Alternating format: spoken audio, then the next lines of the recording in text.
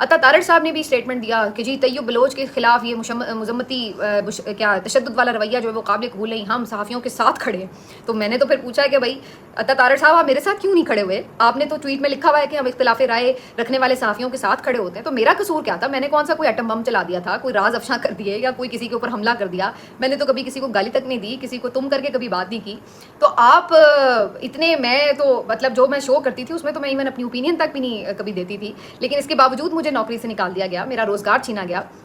آپ تو میرے ساتھ نہیں کھڑے ہوئے، آپ نے تو نہیں کہا کہ بھئی یہ صحافی کو کیوں نکالا جا رہا ہے. اور میں صرف اکیلی نہیں ہوں، میرے ساتھ ایک لاتعداد صحافیوں کی لسٹ ہے کہ جن کو روزگار جن سے چھینا گیا ہے، ان کے ساتھ تو آپ نہیں کھڑے ہوئے. ہمارا قصور بھی تو اختلاف رائے ہی تھا نا، ہماری رائے آپ کو پسند نہیں، آپ نے اٹھا کے ہمیں اسکرینوں سے آف کر دیا، ہمیں دفتروں سے باہر نکلوا دیا. تو ہمارا اختلاف رائے تو آپ کو بالکل پسند نہیں تھا، آپ نے ہمارے روزگار چھین لیے. لیکن دوسری طرف آپ اختلاف رائے کے بڑے حامی بن رہے ہیں اور کہہ رہے ہیں جی اختلاف رائے کی بنیاد کے اوپر کسی کو تشدد نہیں کرنا چاہیے. مزے کی بات یہ ہے کہ فوری طور پہ سپریم کورٹ پریس ایسوسی ایشن کی طرف سے پریس ریلیز آ گئی کہ جی ہم مذمت کرتے ہیں صحافی طیب بلوچ کی جو کٹ لگی ہے اس کے اوپر، اور پھر صحافتی تنظیموں کی بھی آ گئی.